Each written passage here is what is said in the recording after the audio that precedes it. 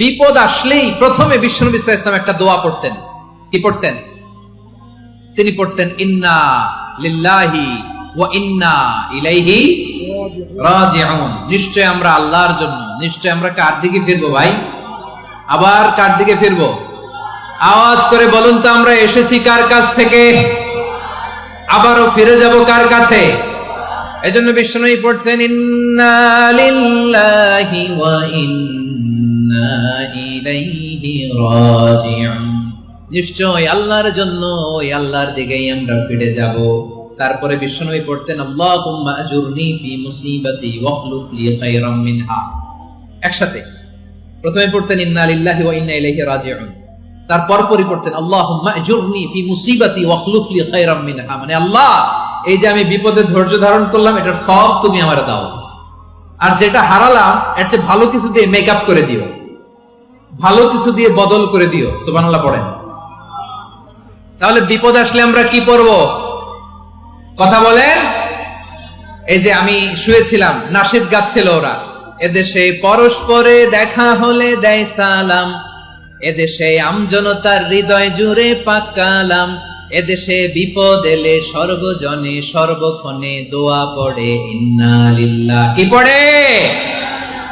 সুবহানাল্লাহ সুবহানাল্লাহ সুবহানাল্লাহ সুবহানাল্লাহ। এদেশে আজান শুনে সূর্য ওঠে শহর গ্রামে, এদেশে আজান শুনে সূর্য ডুবে সন্ধ্যা নামে, এদেশে সকল কাজে সবাই বলে বিসমিল্লাহ, এদেশে ভালো কিছু দেখে শুনে হাসি মুখে সবাই বলে মাশাআল্লাহ। সুবহানাল্লাহ পড়ে।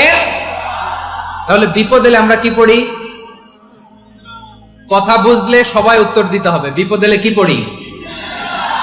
তাহলে বিপদ এলেই আমরা এখন থেকে ইন্না লিল্লাহ পড়বো, নাকি হাই হুতাশ করবেন? একদল আছে হাই হুতাশ করে, হায় আল্লাহ রে মোর কি হইল রে, মুই কি হরমু রে, মুই কমবে যামু রে। আছে না নাই? এরকম বিলাপ করতে নিষেধ করেছেন বিশ্বনবী। কি করব, কই যাব, কি হবে, হায় হায়, এরকম হাহুতাশ আছে না নাই? বিশ্বাসীরা হাহুতাশ করে না, তারা ইন্না লিল্লাহ পড়ে। কি পড়ে? মনে থাকবে? আমরা পড়বো ইন্না লিল্লাহি ওয়া ইন্না ইলাইহি রাজিউন। নিশ্চয়ই আমরা আল্লাহর জন্য, আমরা আল্লাহর দিকেই ফিরে যাব।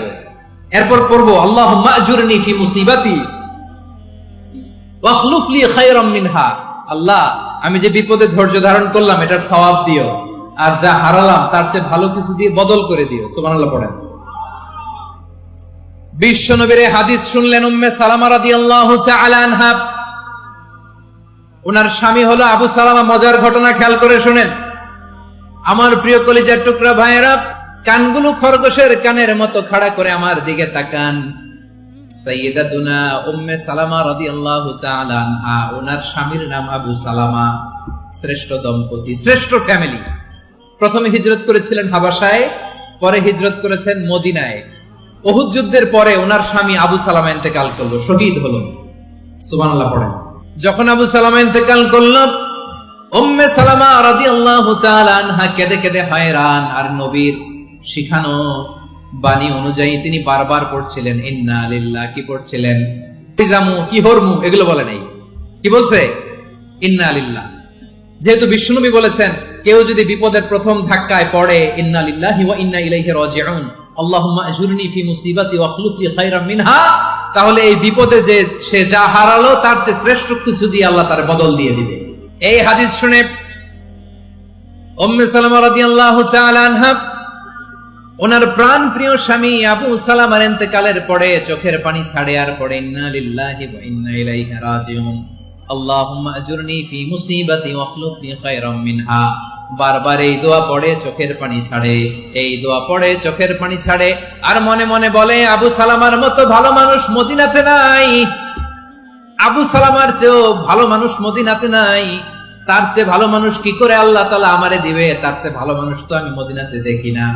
চোখের পানি দিয়ে বুক ভাসায় আর নবীর হাদিসের উপর আমল করে পড়ে ইন্না লিল্লাহি ওয়া ইন্না ইলাইহি রাজিউন, ইন্না লিল্লাহি ওয়া ইন্না ইলাইহি রাজিউন।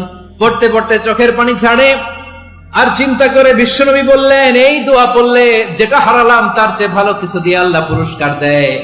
আবু সালামার চেয়ে ভালো মানুষ মদিনার মধ্যে আর কে হতে পারে? কি আজীব তামাশা, কি অবাক করা ঘটনা। কিছুদিন পরে দেখা গেল সাইয়্যিদুল মুরসালিন রাহমাতাল লিল আলামিন স্বয়ং বিশ্ব নবী উম্মে সালামাকে বিয়ের প্রস্তাব পাঠিয়েছে। স্বয়ং বিশ্ব নবী উম্মে সালামা রাদিয়াল্লাহু তাআলা আনহাকে বিয়ের প্রস্তাব পাঠিয়েছেন। উনি রাজি হয়ে গেলেন, বিয়ে হয়ে গেল, উনি হয়ে গেলেন উম্মুল মুমিনিন, আমাদের মা, পুরো মুসলিম উম্মার মা। চিৎকার করে বলেন আল্লাহু আকবার। তাহলে আমার প্রাণ প্রিয় ভাইরা, বিপদে পড়লে আমরা পড়বো ইন্না লিল্লাহি ওয়া ইন্না ইলাইহি রাজিউন, আল্লাহুম্মা আজুরনি ফি মুসিবাতি ওয়াখলুফনি খায়রাম মিনহা। পড়বেন? পড়বেন না?